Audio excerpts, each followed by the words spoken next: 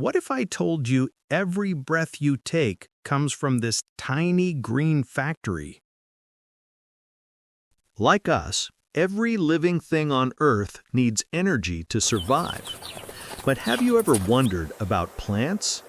The other day, Vihaan was watering our little tomato plant and asked me a simple, brilliant question.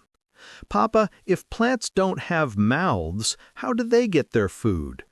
I told him plants have an incredible ability to create their own energy from the most basic ingredients imaginable. But how do they do it? To find out, we have to take a journey inside a leaf. We're about to enter a hidden world, invisible to our eyes, yet essential to all life on Earth. A leaf is like a sophisticated, solar-powered city filled with millions of tiny green solar reactors. This solar reactor needs 3 key ingredients.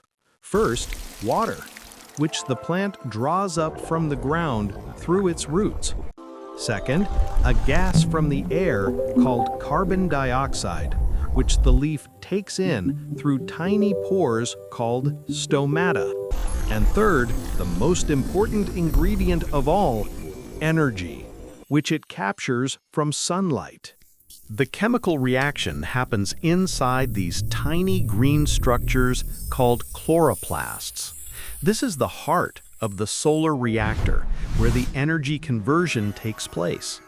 The chloroplast captures the energy from sunlight, and here the most important magic of life happens. It uses the solar energy to split water molecules, releasing oxygen. Then, in a brilliant act of chemistry, it rearranges the remaining atoms, using carbon from the carbon dioxide, to build a brand new sugar molecule called glucose.